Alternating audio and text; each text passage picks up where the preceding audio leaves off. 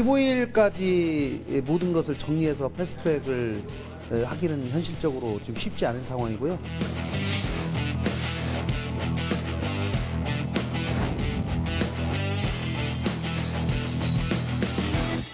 바른미래당 입장에서 보면 지금 별로 얻을 게 없어요. 바른미래당 의원들에게 선거법 패스트트랙에 참여하지 말아달라고 박수를 한번 보내시면 어떨까 합니다.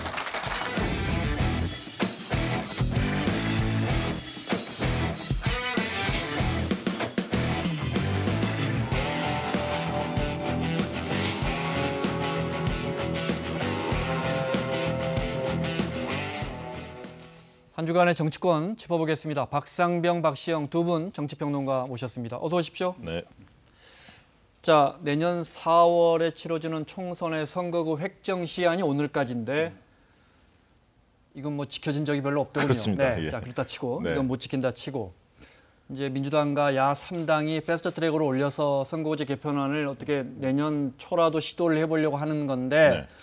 이것도 어제 오늘 뉴스 보면 쉽지 않겠다 이렇게 가는 것 같습니다. 그렇습니다. 원래 이제 그 정의당 심상정 의원이 오늘까지 뭔가 합의안을 도출하자. 네. 그래서 패스트트랙을 오늘부터 처리하자. 오늘 처리하자 이렇게 이야기했지만 어제 바른미래당이 의총을 하면서 새로운 네. 수정안을 냈습니다. 뒤늦게 좀 딴죽을 걸은 셈인데요. 바른미래당이? 그렇습니다. 네. 지금 아직 포기하기는 이르지만 이 정도면 패스트트랙 물 건너가지 않을까. 예상이 됩니다. 네, 김관영 원내대표가 처리 어렵고 오늘 처리 어렵고 깨질 수도 있겠다. 이런 발언은 대부분 퇴로를 확보하는 발언 같기도 하고. 그렇죠. 네. 네. 심상정 지금 정개특위 위원장이죠. 노력 많이 했습니다. 학자들도 연구 많이 했고요. 토론도 많이 했습니다. 네. 상당 부분 의견이 좁혀져 있습니다만 중요한 거는 당위성이 아니라 현실성의 문제였죠. 기본적으로 자유한국당에 반대하고 있고. 네.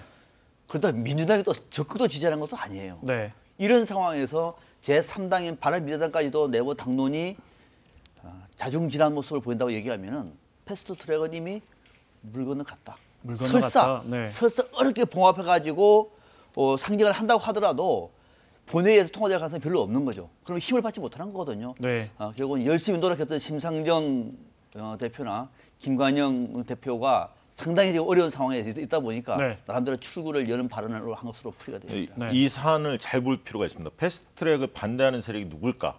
이걸 봐야 합니다. 패스트트랙이 실제로 성사가 되면 한국당이 고립되게 돼 있습니다. 네. 왜냐하면 4당이 그 합의해서 가다 보면 상대적으로 한국당은 계속 아, 고립될 그래서 수밖에 지금 뭐 없고. 의원직 사퇴 이야기까지 내놨지 그렇습니다. 않습니까? 반발할 네. 수 있습니다. 그래서 네. 한국당에서 뭔가 수를 내고 싶지 않았겠습니까? 그런 부분에 있어서 바른미래당이 관건이었는데 바른미래당 내부에 여러 의견들이 난무하면서 갈라졌거든요. 그러니까 지금 김관영 원내대표는 굉장히 곤혹스러운 처지에 됐습니다. 네. 왜냐하면 의원들을 또 설득해야 할 과제가 하나 있고 밖으로는 또 수정안을 낸다는 거 아닙니까? 공수처 법안하고 검경수사권 조정안에 네. 대해서 그러면 또 민주당이나 다른 정당을 설득해야 할 과제, 이중 과제에 부담이 놓여 있는 거죠. 빠뜨릴 수 없는 네. 게 그렇다고 민주당에서 그러면 집권당인데 적극적으로 앞장서느냐? 그렇지 않아요 또. 민주당도 자유한국당만큼 위기입니다. 만약에 하게 될 경우는. 그래서 일종의 변칙으로 넣은 것이 권역별로 의원수 늘리지 않고 그러면은요 지역에 한두 명 정도입니다. 그 정도는 민주당이 괜찮겠다 싶어서 권역별로 방향을 잡은 거거든요. 그러니까 민주당도 적어도 이 연동형 비례대표제를 반영하는데 앞장섰다라고 네. 볼 수는 없습니다. 자, 자막에 바른미래당 내부 반발로 패스트트랙 무산 위기인데 박시영 평론가는 저 바른미래당 어제 의총 열어서 이제 네. 격론을 벌이고 네. 밤 늦게까지 회의를 했는데 바른미래당 의원들이 여기에는 이걸 반드시 이 동맹을 임시 동맹을 깨야 하는 자유한국당의 입김이 작용한 거다 이렇게 보시는 거예요? 그렇습니다. 요즘에 네. 자유한국당의 의원들하고 네. 바른미래당의 의원들이 물밑 교감이 꽤 있는 것으로 보여집니다. 왜냐하면 네. 아까 말했듯이 패스트트랙이 되면 자유한국당이 고립되고 어려워지기 때문에 이미 마음이 네. 바른미래당을 떠나서 한국당에 가고 싶은 그런 사람들이 현실적으로 존재하고 있거든요. 지금 자유한국당의 지지율 구애하는 거죠. 구애. 노골적으로. 자유한국당의 지지율 분위기도 좋아요. 좋습니다. 네. 그러니까 아니 톡 까놓고 이야기를 하죠. 네. 뭐 정병국 의원이나 어제 의총에서 이 패스트트랙 가는 거에 대해서 하태경 의원도 좀 비판적인 의견을 내놨죠. 굉장히 하태경 의원은 비판을 받아야 합니다. 이런 의원들이 자유한국당 쪽으로 조금 한 발짝 다가갔다 이 말씀이죠. 그렇습니다. 민주당한테 타격을 주고 네. 그 다음에 이 자유한국당한테 잘 보이려는 구애이고 또 한 가지 보수 통합의 명분 쌓기다. 네. 저는 그렇게 봅니다.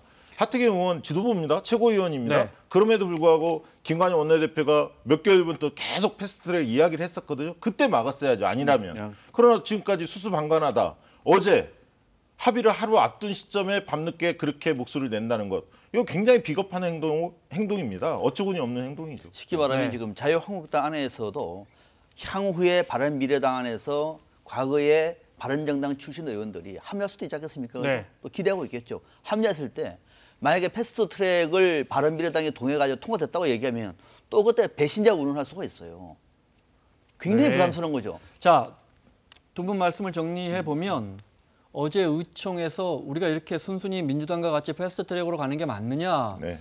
이거 민주당에게 말리는 거다라는 의견을 제시했던 분들은 어떻게 보면 자유한국당에 구애의 메시지를 보내는 거다. 그렇습니다. 이 제가 너무 나간 겁니까? 아니면 아니 저는 지금 그렇게 보여집니다.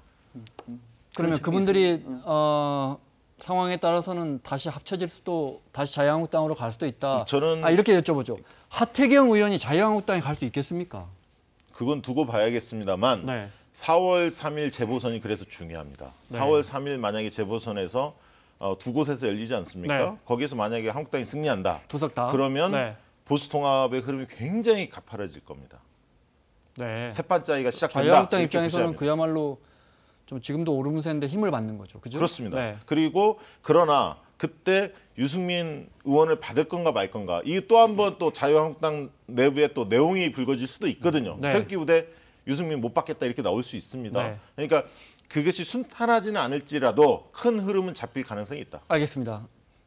그렇게 될지 안 될지는 지켜봐야겠지만 김관영 원내대표가 매우 힘들어진 거는 곤욕스러워진 건 게다가 지역구가 군산 전북인데 네. 힘들어진 상황은 알겠습니다. 그에서도 당장은 지금 사실은 이번에 패스트트랙을 논의할 때 우리가 정말 짚어봐야 할 대목은 지역구 의석을 지금 무려 28석 줄입니다. 네. 253석에서 225석으로 네. 줄인다는 거는요. 이거는 사실 통과되기 어렵습니다. 만약에 본회의에 상정됐다 칩시다. 네. 패스트트랙을 해가지고 5분의 3 위원회 통과시켜가지고 법사에 다 통과시켜 본회의 갖다 칩시다. 네. 지역구가 줄어드는데 지역구 의원들이 찬성할까요?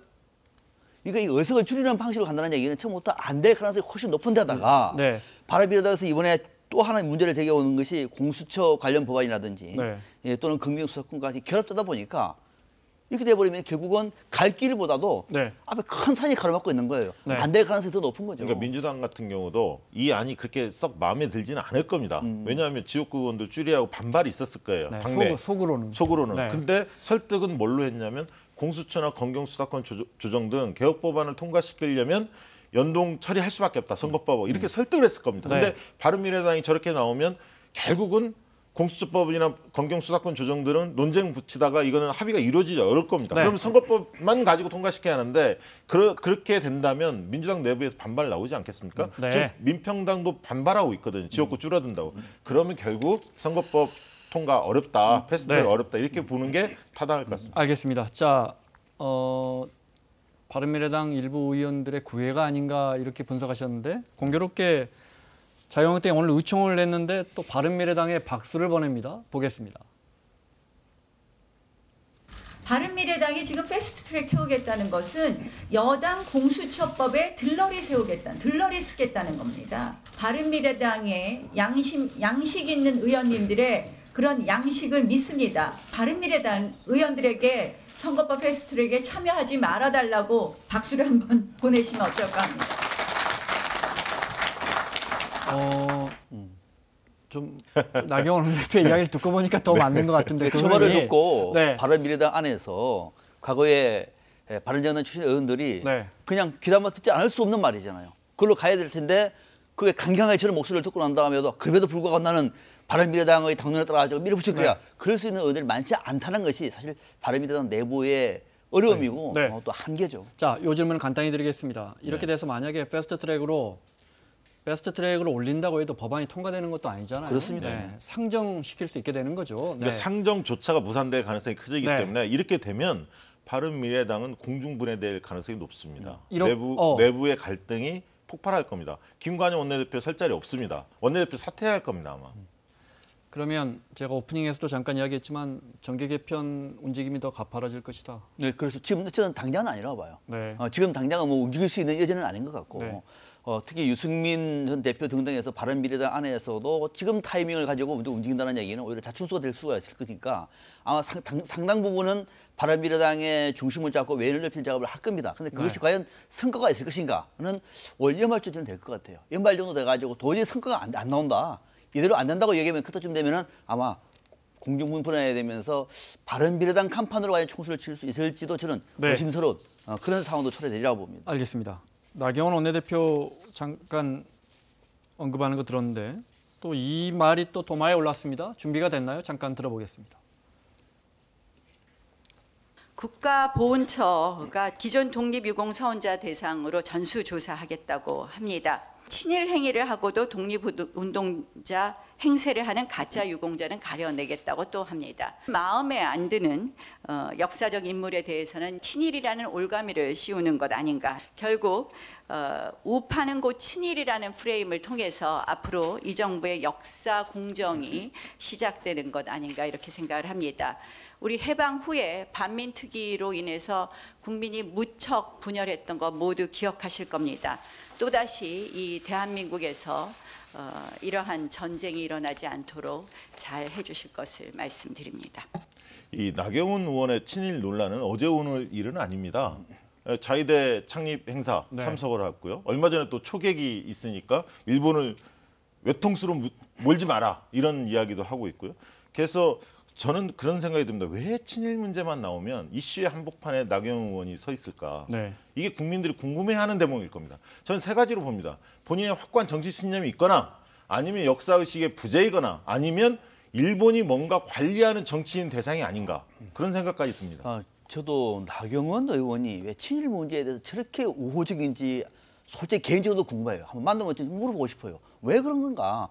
그러니까 이게 물론 일본도 우리와 한국과 같이 친하는 게 좋게 친하는 것은 권장할 일인데 논점 자체가 지금까지 논란은 논외를 하더라도 아니 지금 친일 행위자가 우리가 독립운동자로 서울한다는 얘기는 어느 정부든 칼을 할 문제죠. 친일과 독립운동은 전혀 다른 관계입니다.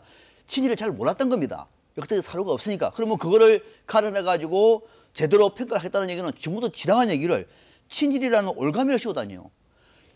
친일은 역사적인 팩트입니다. 사실과 자료를 가지고 평가하는 거예요. 올가미 씌우는 거 아닙니다. 이렇게 보고 있습니까? 두 번째, 반민특위 때문에 대한민국이 분열됐다고요?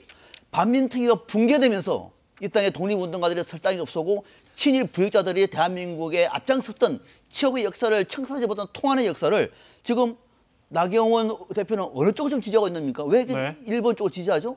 저도 그 배후에 누가 있는 것인지 역사를 잘 모르는 것인지 또는 본인의 성향이 그런 것인지 참 궁금할 정도로 정말 한번 물어보고 싶습니다. 5.18만큼이나 민감한 주제를 또 건드렸고 말씀하신 것처럼 또 나경원 원내대표는 그 친일 프레임에 자꾸 엮이는데 그걸 자꾸 손해보는데 그렇죠. 어떻게 보면 용감하게 자신의 신념을 말한 건지 오늘 물론 나 원내대표가 반민특위 활동이 나쁘다는 건 아니라 해방 후에 이런 부분이 잘 됐어야 하는데 한벌 물러난 입장을 다시 보이긴 했는데 아니죠. 국민을 분열시키시면 나쁜 거죠.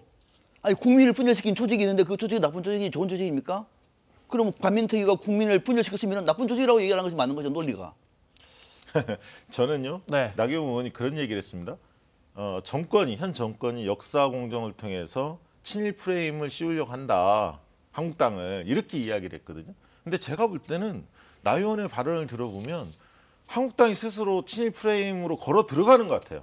오히려 그런 얘기를 자꾸 함으로 인해서. 네.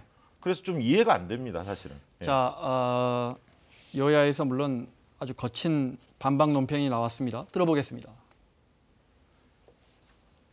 독립운동가를 빨갱이로 몰았던 반민족 친일 세력의 주장과 한치도 다르지 않습니다. 정녕 친일 반민족 세력의 대변인임을 자처하는 것입니까?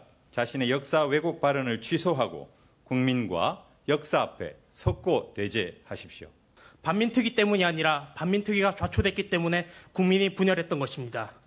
역사의 진실을 왜곡하고 호도하지 말기 바랍니다. 자유한국당은 친일의 치읓자만 나와도 과민 반응하면서 사시나무 떨듯이 떨고 있습니다.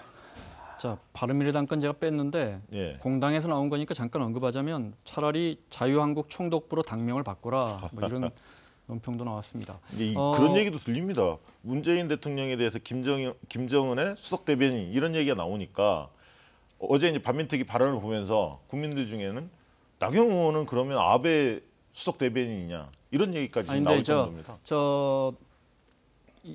제 의견은 아니지만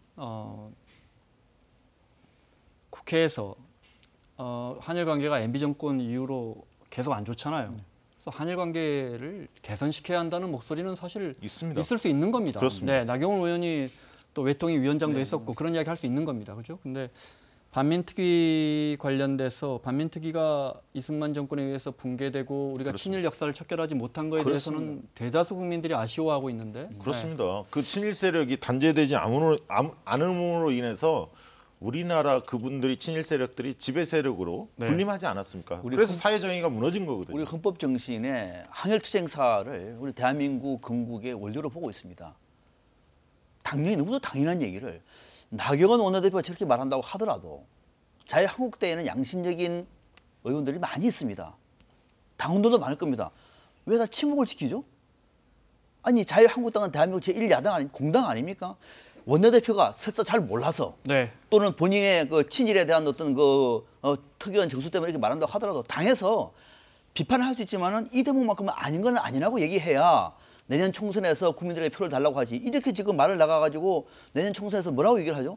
저는 자유한국당 내에 있는 많은 초선들 좀 괜찮은 사람들을 침묵시키는 것도 정말로 그것도 이해하기가 어렵습니다. 그러니까 보수층은 네. 결집할지 모르지만 중도층은 떠나가게 돼 있습니다.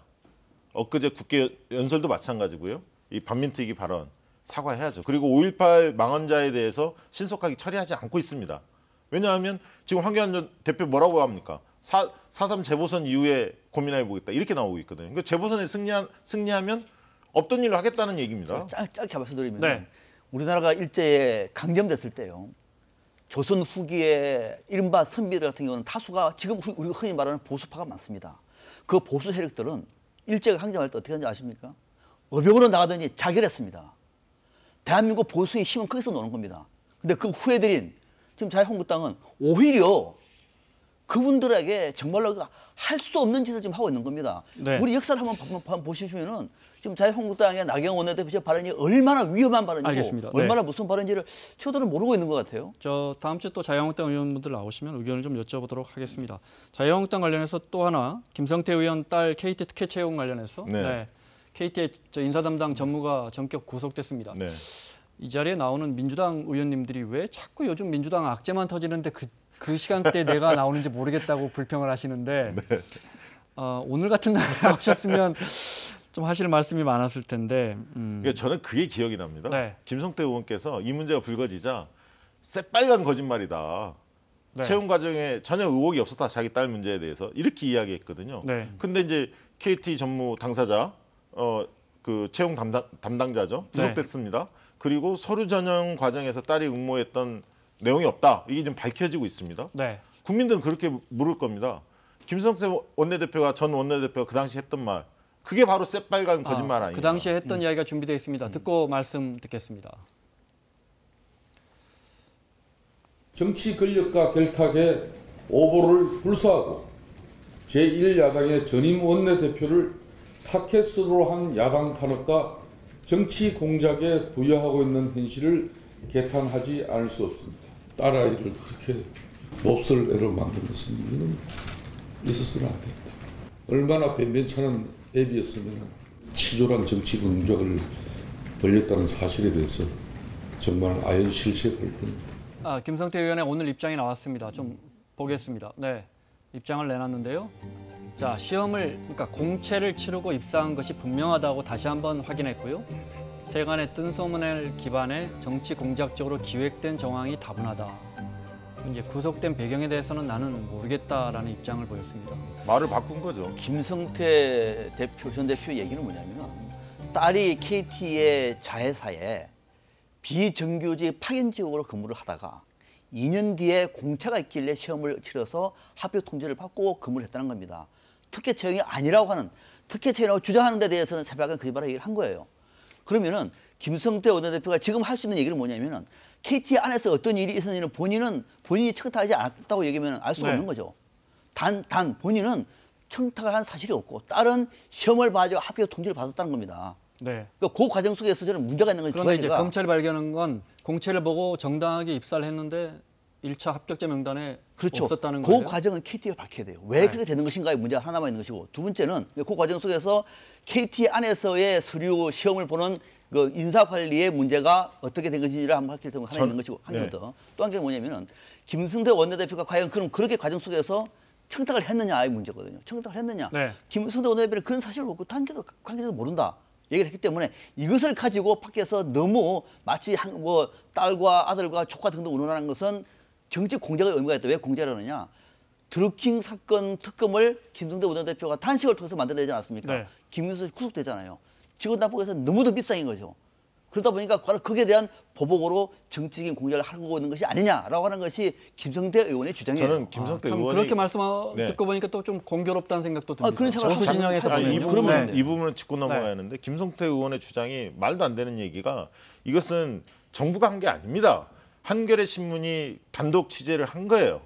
그래서 밝혀지기 시작한 겁니다. 그리고 이제 전무가 구속됐기 때문에 그 윗선 사장단을 조사를 할 겁니다. 지금까지는 전무가 담당자였기 때문에 구속을 시킨 거고 이제 조사하겠죠. 네. 그럼 윗선이 밝혀질 거고 윗선한테 지시를 받지 않았겠습니까? 그럼 그 다음 수순으로는 김성태 의원을 조사를 할 겁니다. 그 과정을 지켜봐야겠습니다만 그동안의 김성태 의원의 해명은 석연치 않다. 그리고 대기업이 정치인들의 자녀를 알아서 특혜 채용하는 경우가 어디 있습니까? 대부분 다 청탁하는 경우죠. 알겠습니다. 검찰 조사 결과를 뭐 또 그 KT 담당 전무가 구속됐으니까 네, 인사 담당 전무 기소될 거 아닙니까? 그렇습니다. 네, 그러면 재판에서 드러나겠죠. 더 지켜보겠습니다. 바른미래당 논평이 눈에 띄어서 저희가 준비했는데, 네, 빗나간 부정과 부정 사이 공정한 경쟁은 부정됐다라는 논평을 냈고 채용비리 국정조사도 김성태 원내 때 맞죠? 그렇습니다. 서울시 국정조사 네. 그 얘기했죠. 네. 저기 그래서 뭐죠? 국정조사 메트로? 하기로 여야가 네. 합의했잖아요. 네. 아직은 네. 범위를 가지고 아직 논쟁 중입니다. 네, 그게 그렇죠. 3월 그게 임시국회 저 또 권성동 중요한 의원 의제 그 중에 하나입니다. 뭡니까? 저기까지 강원랜드까지도 넣을 것이냐 안 넣을 것이냐. 그렇습니다. 그런데 이렇게 되면 채용비리 국정조사가 열릴지 안 열릴지도 모르겠습니다. 네. 참 그걸 밀어붙였던 김성태 의원의 딸 채용과 관련돼서 KT의 전무가 구속된 그런 상황입니다. 다음 주제 보겠습니다. 사진 한 장 준비했습니다. 많이 봤던 장면이죠. 문 대통령이 평양 방문할 때 퍼레이드한 장면인데 뉴스 보셨겠지만 이 차가 문제가 됐습니다. 기본적으로 북한에는 이런 사치품이 수입되면 안 되는 겁니다. 네, 대북 제재가 존재하는 한요. 그러니까 유엔 제재도 있고 미국 제재도 있고. 그런데 문 대통령이 이 차를 탄 걸 가지고 유엔에서 대북 제재위에서 연례 보고서에 이 사진이 올라갔고 조선일보가 이 사진을 빼려고 우리 정부 외교부가 로비를 했다라고 했고 그건 어느 정도 사실로 드러난 것 같습니다. 어떻게 보셨어요? 로비가 아니라요. 조선일보에서는 그 경호처가 입장을 내고 뭐 외교전을 벌였다 이렇게 얘기하는데 사실로 확인된 것은 경호처에 문의한 게 아니라 외교부 쪽에 문의를 했다고 해요. 그래서 외교부에서는 저 사진에 대해서 해명을 했었고 그러나 이제 빠지지 못했다는 겁니다. 왜 빠지지 못했냐면 이게 이제 제재위원회에서 전문가 패널 집단의 보고서랍니다. 네. 그러니까 이제 제재위원회는 전문가 패널들의 독자성을 인정을 해줘야 하고 근데 그 시기가 문의했던 시기가 이미 판 제작이 끝나서 뺄 수가 없었다는 거예요. 청와대 해명은. 그런데 왜 그러면 전문가 패널이 저 사진을 썼을까? 저게 사치품인데 저 차가 벤츠 차량이 처음 등장한 게 아닙니다.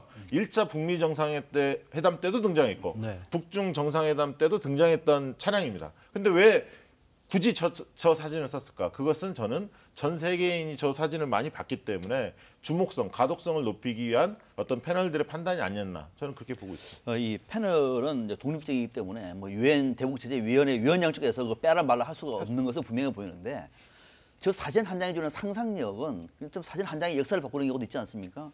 저는 저 사진을 싣는 것 자체부터가 저는 문제가 있다고 봐요. 왜 그러냐면은 문재인 대통령이 평양에 가서 저 차를 탈 때 이 차는 대북 제재에 해당되는 차고나 그 검토를 하고 차에 타는 것이 맞습니까? 그러니까 저 차량의 문제가 있는 거지. 저 차량 타는 사람은 대북제재 문제 있는 게 아니에요. 전희경 대변인은 자유한국당 전희경 대변인은 저 탑승할 때 저게 대북제재 위반인지 확인하고 탔어야 되는 거 아니냐? 아니 그러면 가서 그럼 밥을 먹을 때도 이 반찬이 수입된 건지 물어봐야 됩니까? 아니 그거는 과도하다는 얘기죠. 그러니까 네.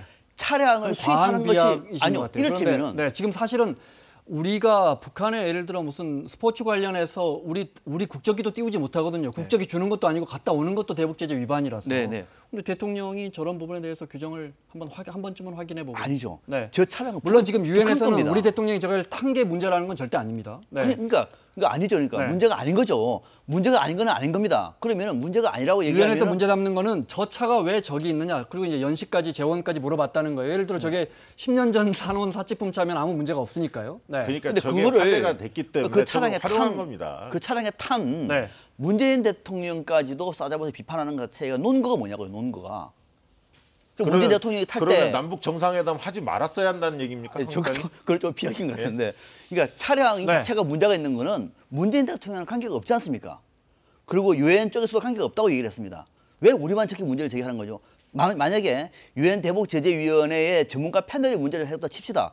그럼 그 사람 개인적인 판단일 뿐인 거예요. 그걸 우리 정부가 앞장서 가지고 마치 또 그 사람 말에 동의하고 문재인 대통령이 무슨 대북제재에 대해서 위반한 것처럼 얘기하는 것은 너무 과잉해석이기 때문에 네. 한 가지만 맞지 더 않다. 짧게 간단하게. 얘기하겠습니다. 네. 아니 엊그제 나경원 의원이 인용했던 그 김정은의 수석 대변인이냐 이 멘트도 사실은 블룸버그 통신의 한 기자가 자신의 견해를 그냥 밝힌 겁니다. 전문가 멘트가 아니에요. 네. 자신이 편견을 가지고 있는 생각을 그대로 제목으로 자극적으로 뽑은 겁니다. 그러나 그것이 마치 전체 외신이 그렇게 묘사하는 것처럼 나경원 의원이 인용을 한 거거든요. 그 행위가 잘못된 겁니다, 사실은.